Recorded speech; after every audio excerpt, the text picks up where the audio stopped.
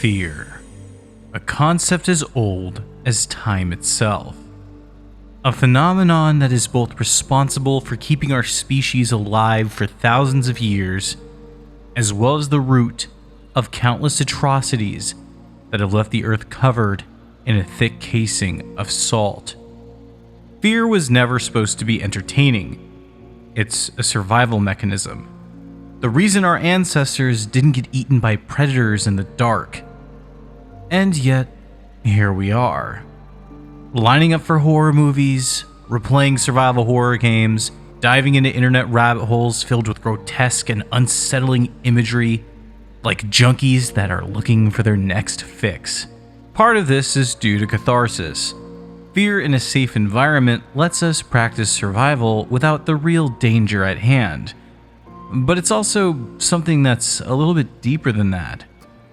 Being disturbed forces us to step outside of our comfort zone, to face the things that we'd normally avoid. In a world where so much feels predictable, fear offers us one thing we're not supposed to want: the thrill of losing control. Because let's face it, in the modern world, fear isn't really a warning system anymore. It's become a form of entertainment. Sometimes cheap and shallow, just shock value for adrenaline junkies. Other times, though, it can be deep, thought-provoking, giving us a mirror to reflect on humanity, the world, and even ourselves. And in many cases, fear acts as the empowerment of overcoming the darkness that once made us cower. Now, all cheesiness aside, disturbing media and horror in general, and, well, fear itself, have come to change form in the modern world, where once it was all part of our survival instincts to avoid predators and avoid dangers, now it exists in this strange liminality, where it serves a similar purpose, but it also exists as a form of entertainment. And I guess that's where the question comes here. If fear is supposed to be a survival mechanism, and it's supposed to be this terrible experience meant to draw us away from things, then why do we flock to it like moths to flames? Why is horror one of the most long-standing and beloved genres of media that's ever existed? Well, the answer to that is a long and complicated one. So why don't we take a step back and delve and immerse ourselves into the darkness, and let's find out why we enjoy being disturbed.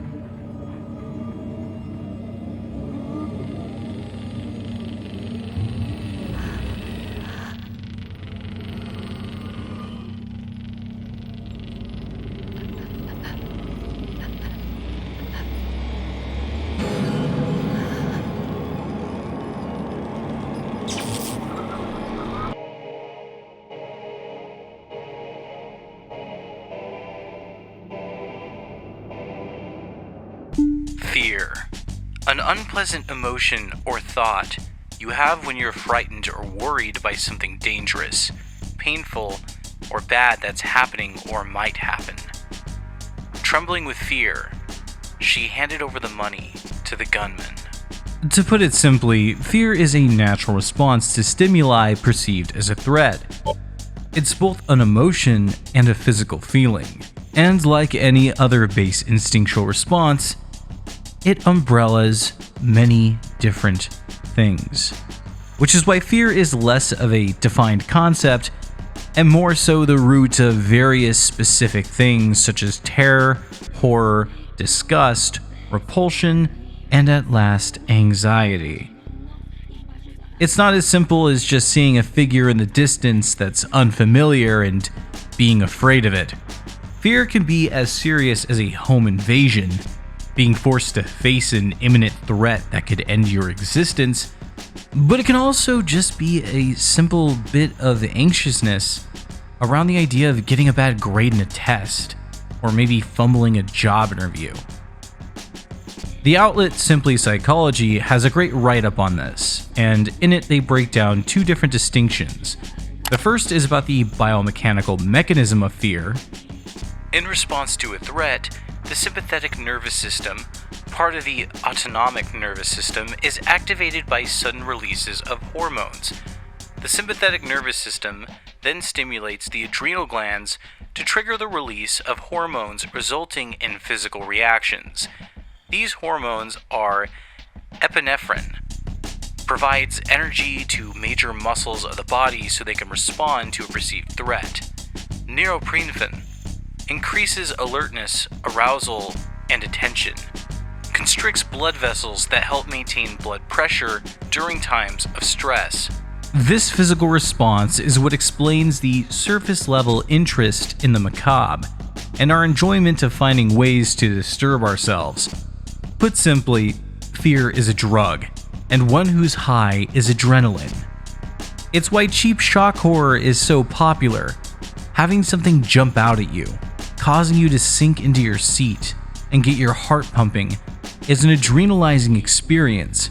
It gives you a head rush, excites you, and despite the initial scare, you're left feeling amped up and ready for more. This is why masochists love games like Outlast and Amnesia. Even with the power fantasy of overcoming the odds and beating your enemies completely taken out of the equation, simply being scared and getting to escape with your life creates this tension and release that triggers endorphins that make you feel absolutely amazing, even if the cost of that hit is a heart attack-inducing piece of horror. But on the other side of the coin lies the emotional angle. The emotional response to fear, however, is personalized to the individual.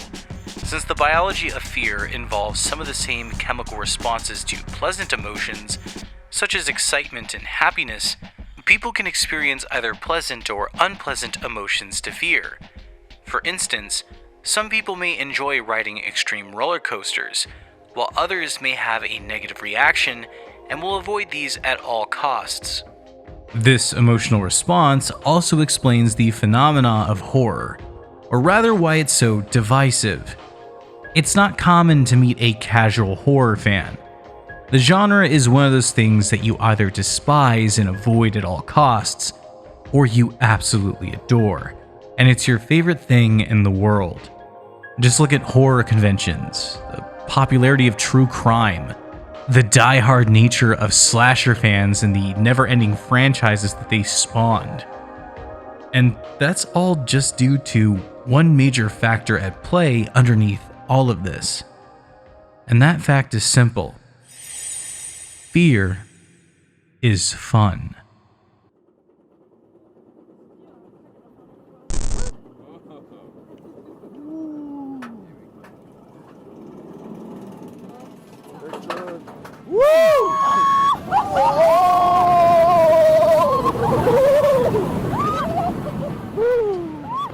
Have you ever wondered why people like roller coasters?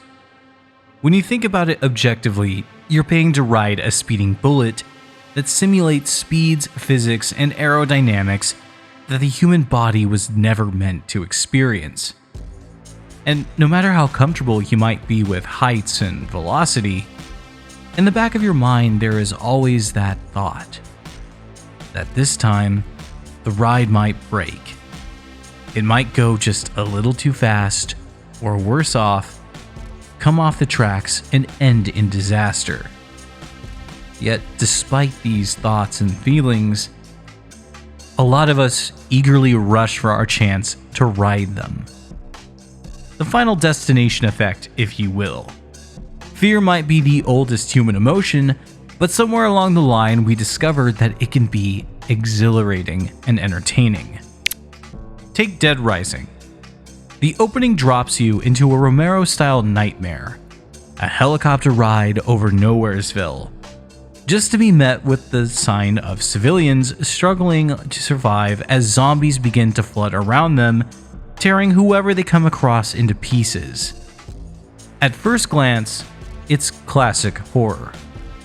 But once we get to the Willamette Mall, everything begins to change. And as we further immerse ourselves into the game, the fear that we once felt towards the beginning begins to shift, and it turns into just a thrill.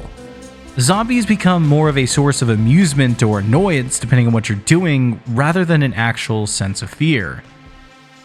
But no matter how deep we get into the game, that fear that loomed over us before never actually disappears. Rather, the premise of the horror just changes, and it takes shape into other aspects of what's at play. When the game wants to scare you rather than throwing zombies at you, you'll end up walking into a situation like this. Stay away from there, Gramps!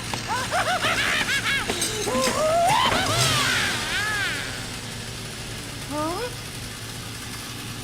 Everyone used to laugh at me. The psychopaths are where Dead Rising's true horror really comes out. You. Over there. Here. Take this.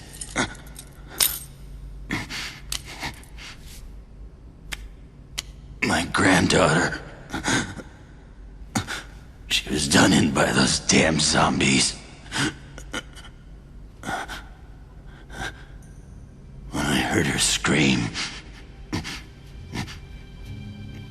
I just lost it. Everything went white suddenly.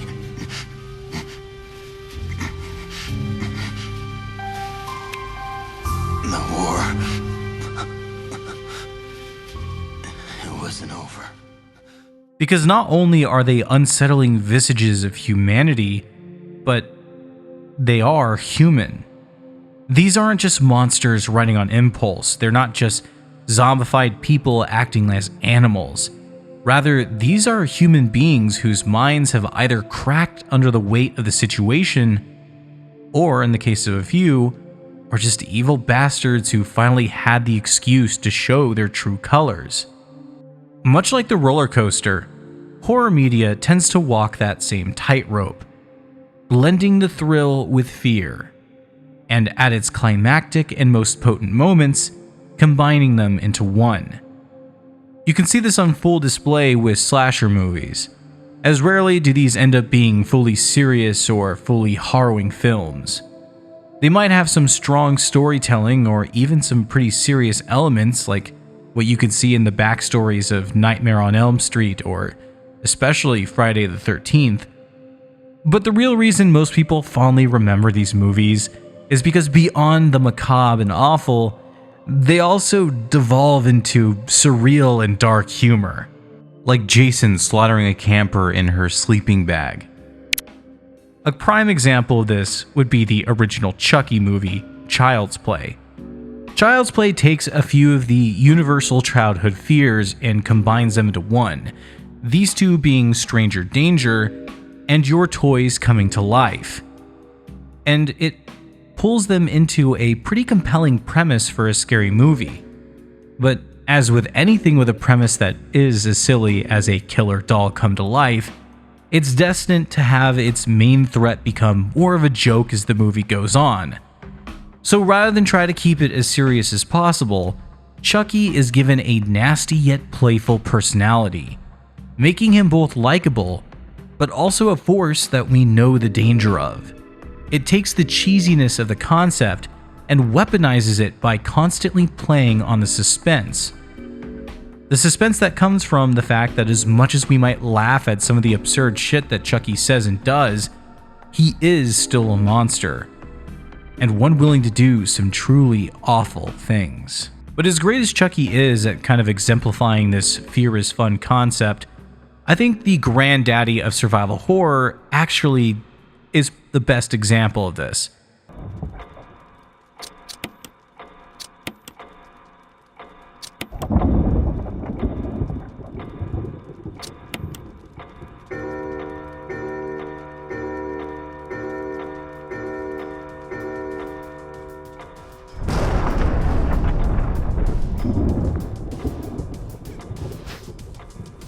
The original Resident Evil, or in this case its remake, is probably the clearest example of how horror blends with fun.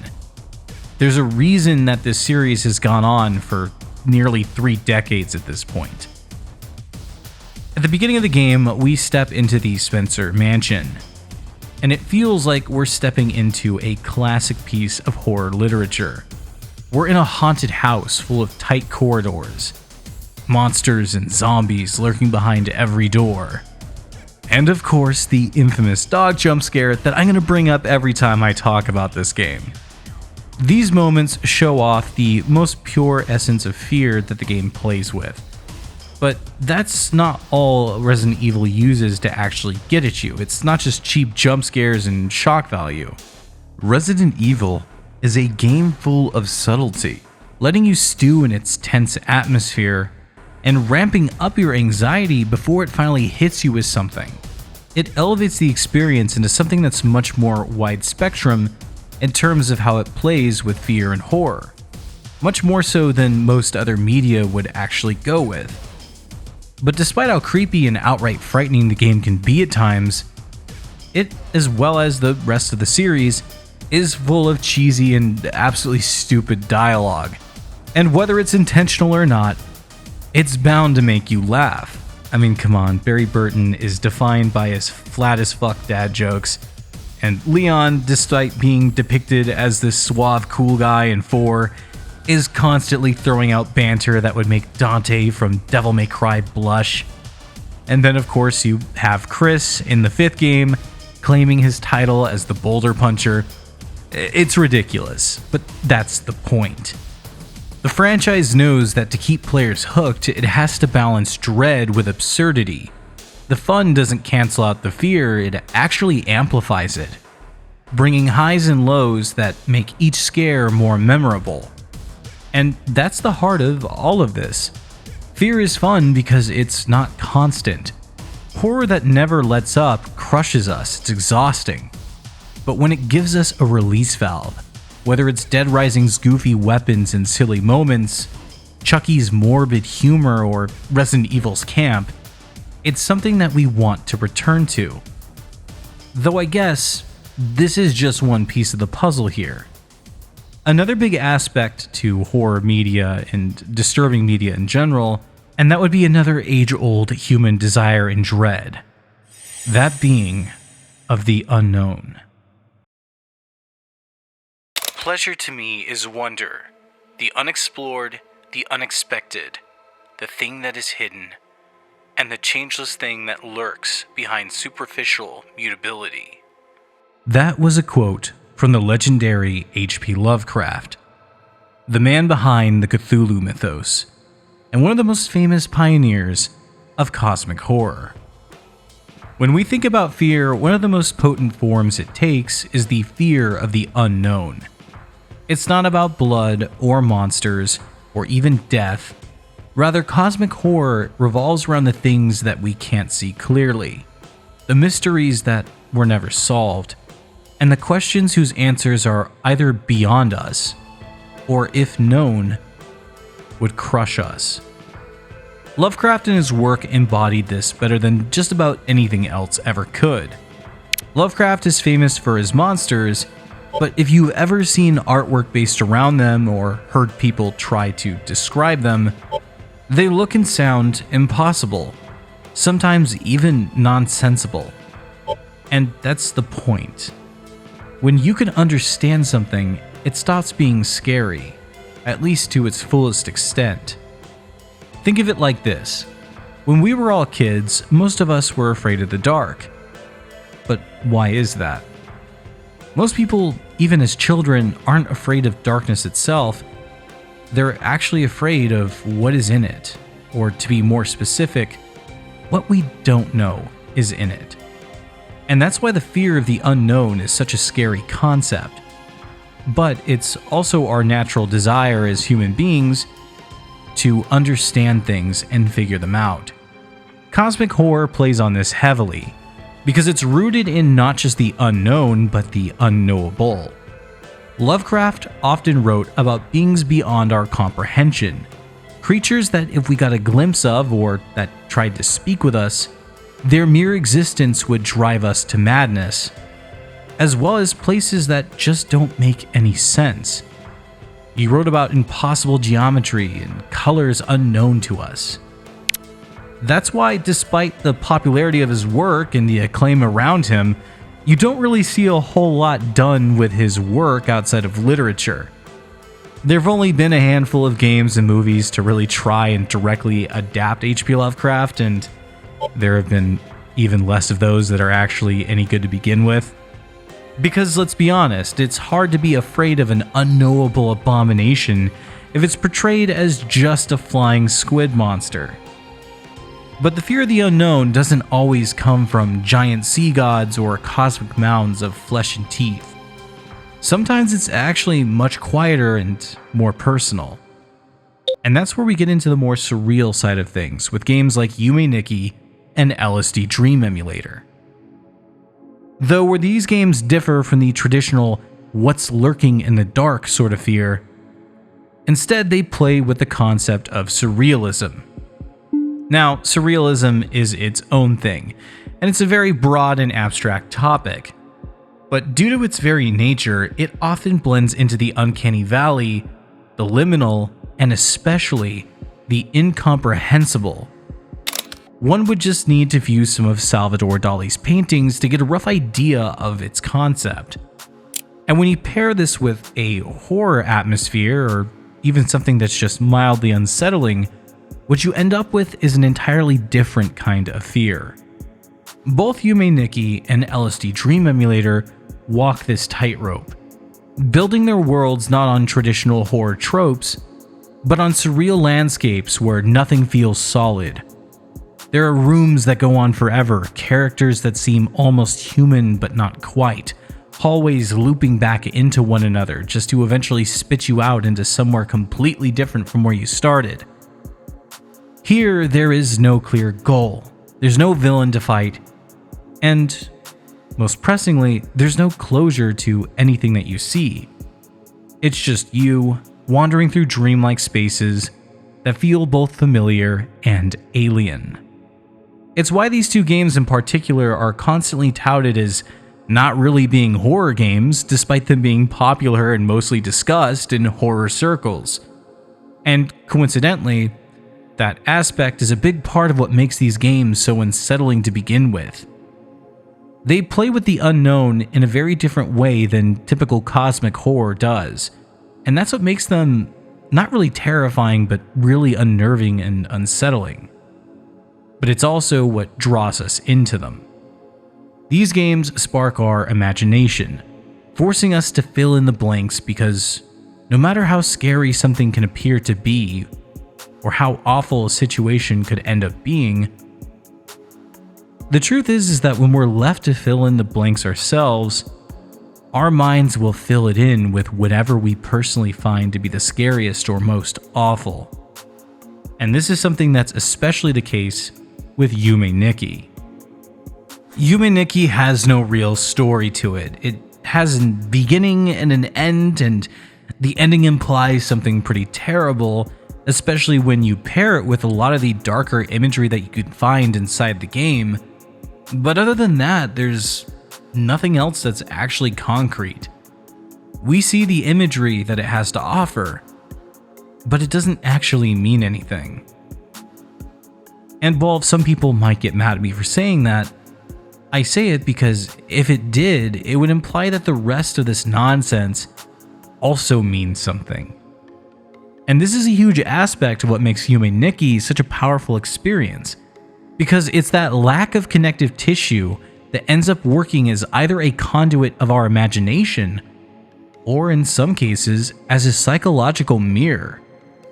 This is why a lot of people associate this game with trauma and pain.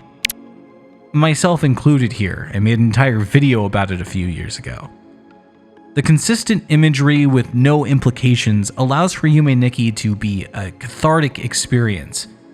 It's a game that allows us to explore and ponder things like trauma, though without any real danger attached to it. But I guess that brings up just another piece of the puzzle. And that piece is that fear and the disturbing are cathartic. If fear thrives in the unknown, then catharsis is what happens when we finally confront it.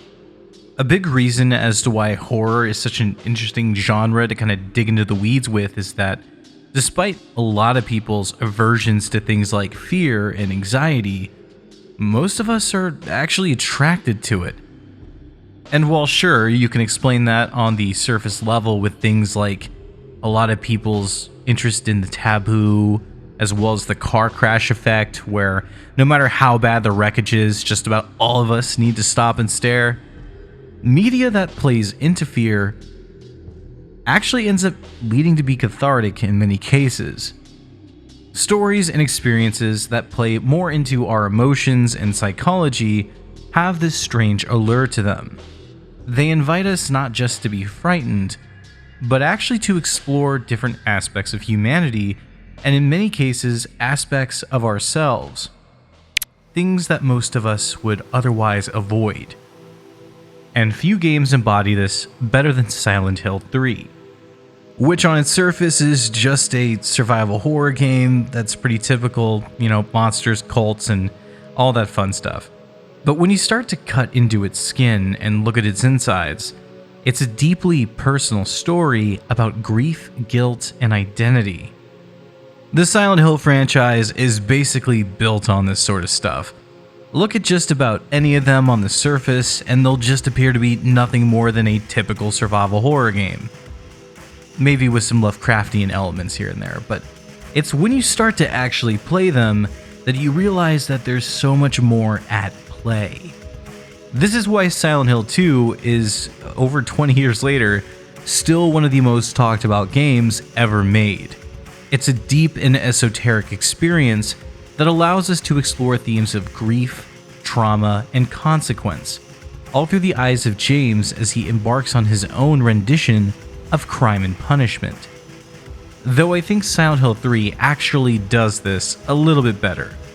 Silent Hill 3 is about transformation when you really cut down to brass tacks.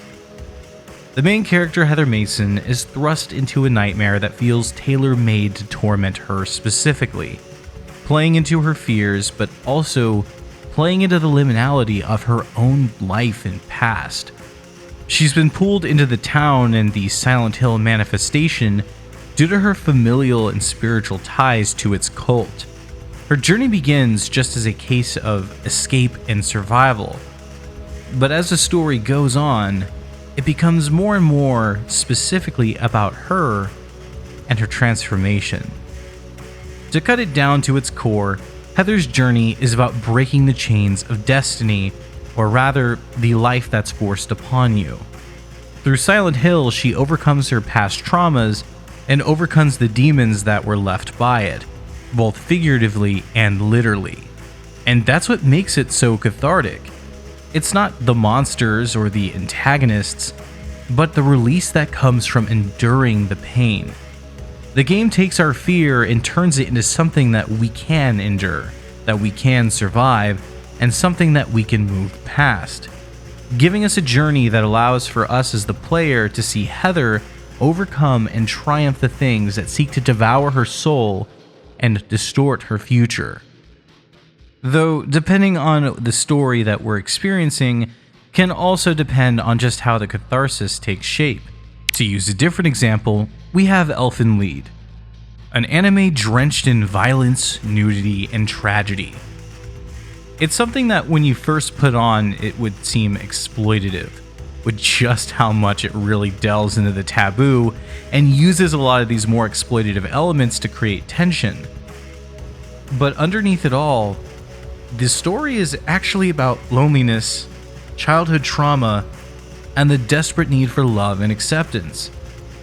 Elfen Lied follows the story of a handful of characters, but mostly Coda, a young college student, and Lucy, a post-human creature known as a Diclonius, beings that may appear human, but are actually far beyond humanity in terms of their physical and mental abilities.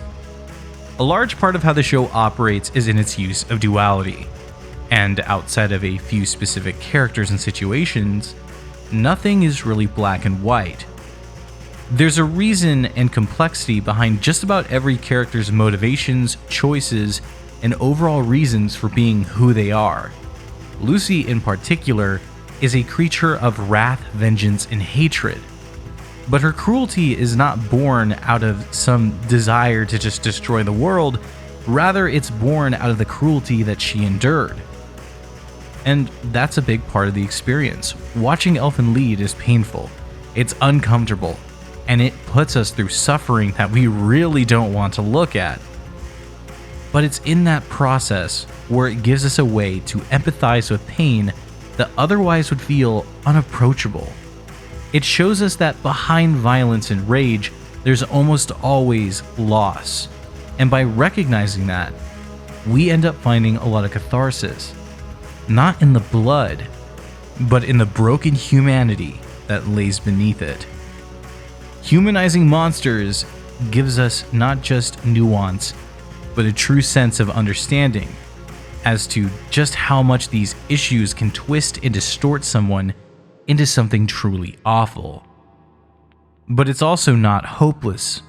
As sad and fucked up as Elfen Lied can be, there's always this underlying sense of hope within its characters, and it acts as a way to safely reflect and interact on our own traumas and our own issues.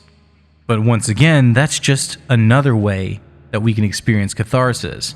There's yet another side to all of this. And on this side lies the movie I Saw the Devil.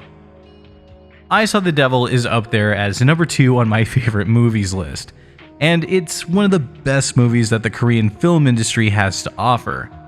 It takes this idea of catharsis and twists it into something darker. The story here is about revenge, but revenge that spirals so far that it becomes meaningless. And we watch a man try to process grief by turning himself into the very monster that he ends up hunting. The premise is pretty simple. Our main character is Ju Yun, a NIS agent, and following the death of his wife at the hands of a very depraved serial killer, what ensues is a quest for revenge. But rather than just finding and killing the man responsible, Ju Yun takes a different route, where he turns the entire thing into a cat and mouse game, routinely playing with his food in order to extract as much pleasure and closure as he feasibly can.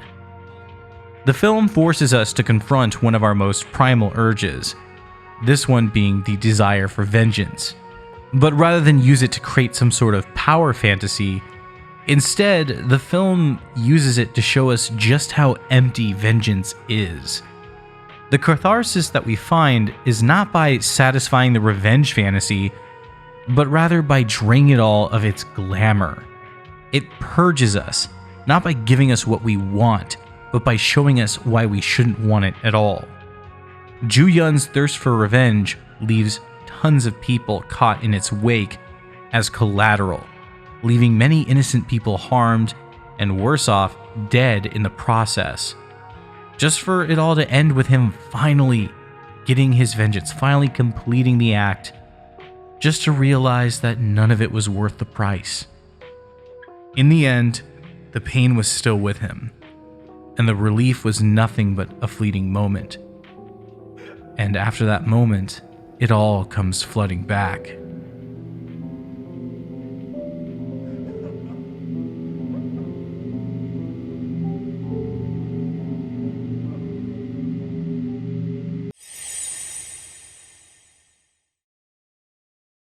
But fear and horror are also the perfect vessels to break expectations.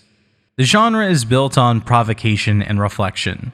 And despite a lot of people's negative connotations with the genre and their expectations of it only being something meant to scare you, anyone that actually has spent time within the horror genre has no doubt come across the fact that the best horror stories are those that break our expectations.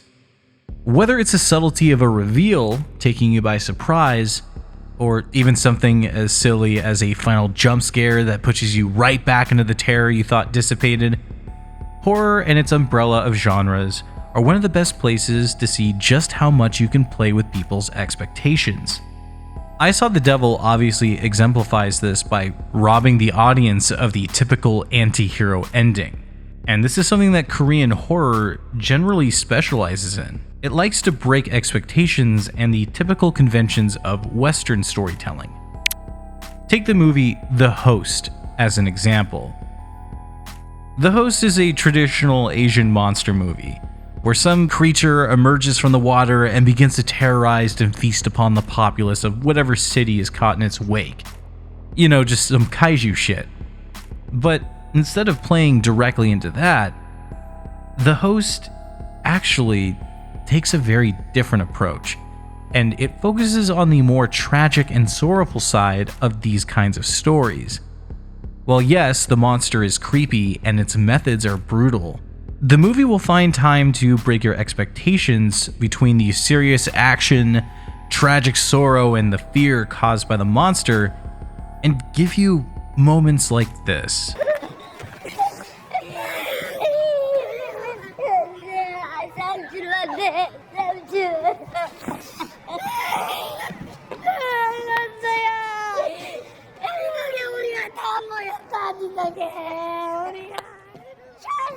If you were to see this scene divorced from the movie, it would just feel like it was pulled from a comedy film. And if this scene was put into most other horror movies, it would end up just breaking the tension and ruin most of the suspense that had been built. But here in The Host, it doesn't. It's a little funny, but it feels out of place. And as it goes on, it never gets too goofy to where it releases the tension, letting it still hang in the air and actually fester. Because as the scene goes on, it just feels more and more awkward, like a moment a family would experience that we were never meant to see as an outsider.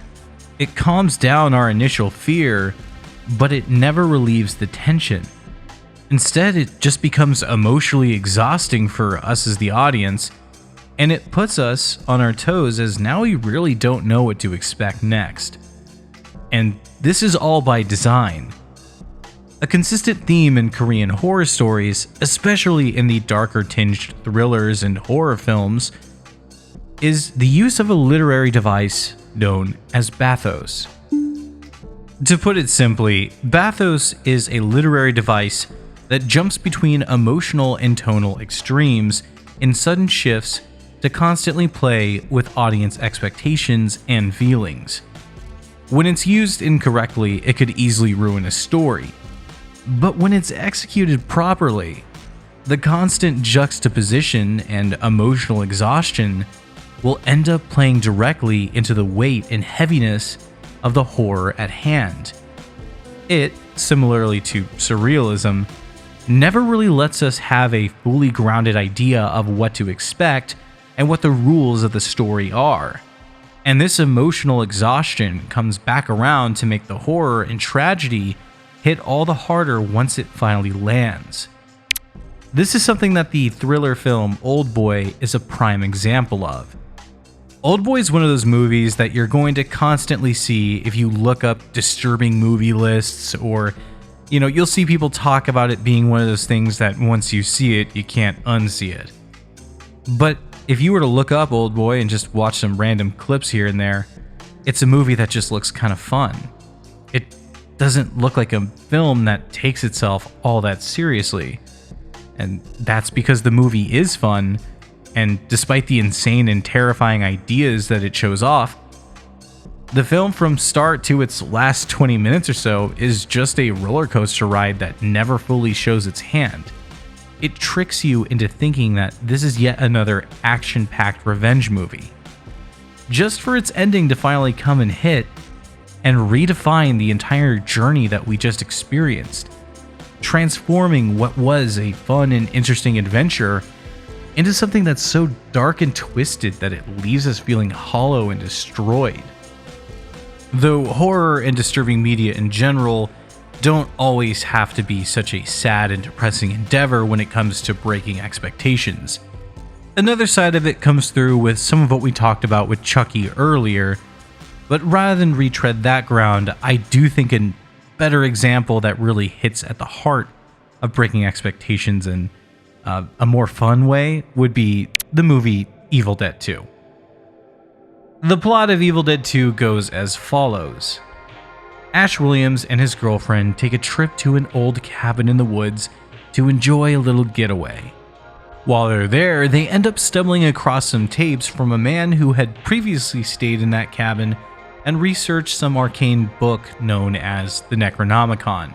But by letting the tape play out, it ends up causing all hell to break loose as the researcher reads aloud an incantation never meant to be spoken aloud. What follows is a brutal horror movie where demons known as Deadites begin to possess people in the cabin and isolate the area with a flood, causing more people that are trapped within the vicinity of the cabin to come to it. The Deadites begin possessing and killing everyone they can, leading to our main character ending up having to kill his possessed girlfriend, chop off his own hand, and survive the demonic forces now trying to take over his own body. This sounds like a classic scary movie. And if I were to just tell you about it, yeah, it sounds pretty intense.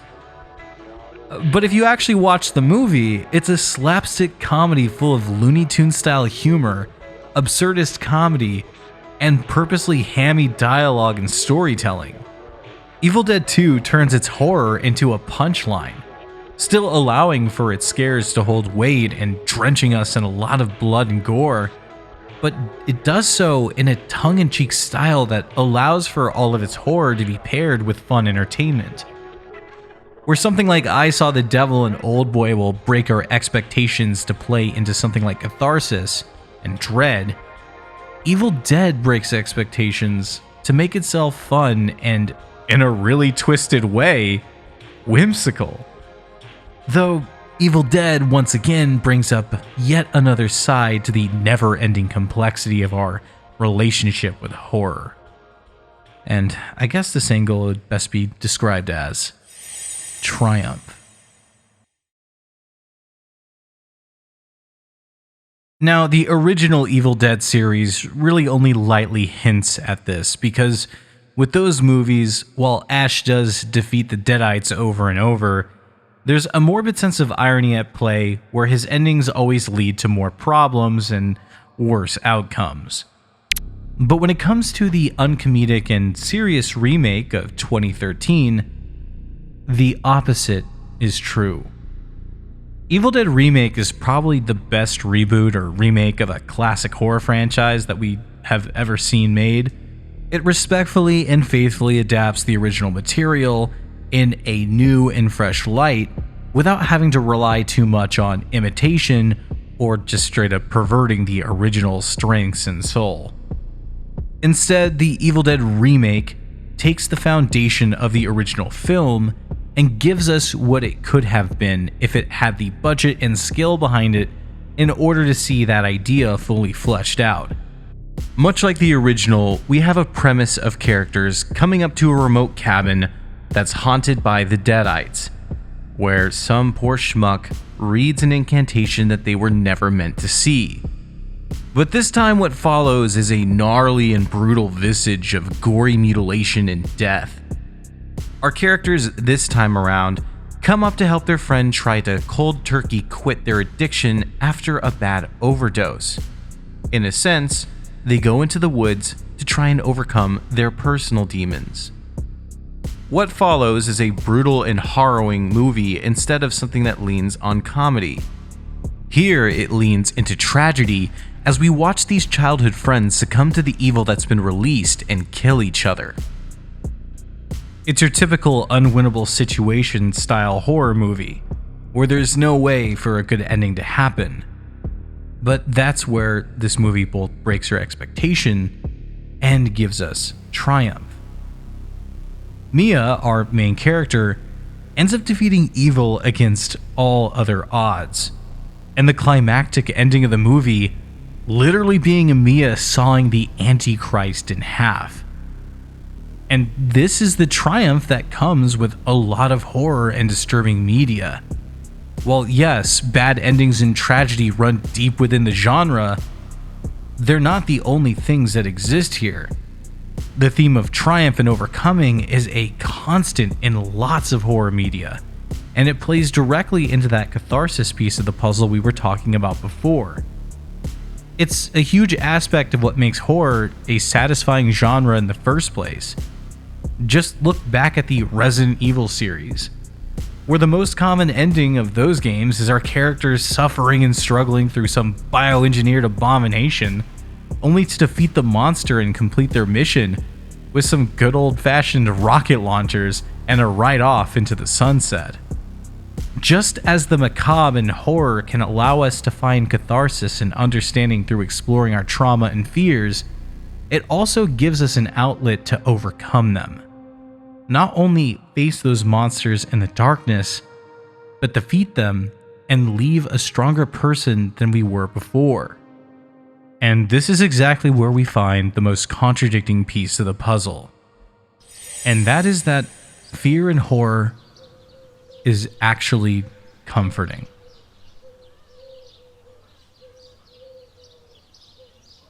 As contradictory as it might sound for all its negative connotations, fear is actually a liberating experience. It's the very thing that kept us alive, and it's an ancient instinct built on survival that runs deeply in both our physical body and our emotions. This is why games like Silent Hill 2 and Yume Nikki have an odd reputation of always being listed as people's comfort games, and it's why so many enjoy horror above all other genres of art. Through the disturbing and disorienting lens that we have at our disposal, horror gives us an ability to self-reflect. It gives us a place to find catharsis, and depending on the experience, either a place to see the consequences of bad actions, or the ability to triumph and defeat the things that made us cower before. It's why horror is such a powerful genre, and it's why so many people find adoration in these sorts of things.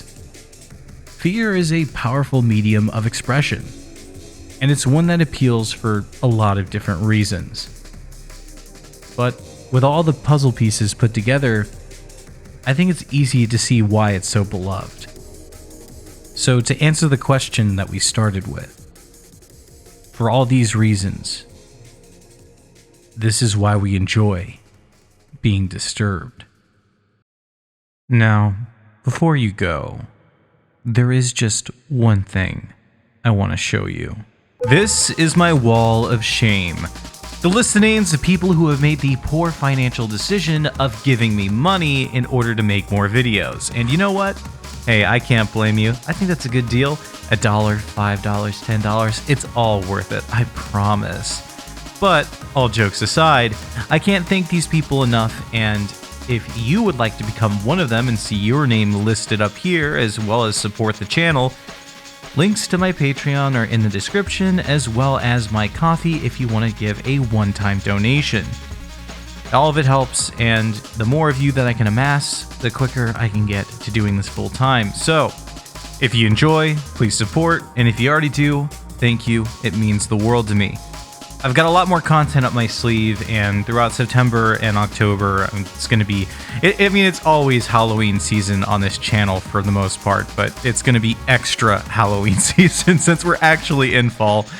But that being said, look forward to that stuff, and if you guys want to see anything specific, shoot me some recommendations in the comments, on Patreon or on Twitter, wherever.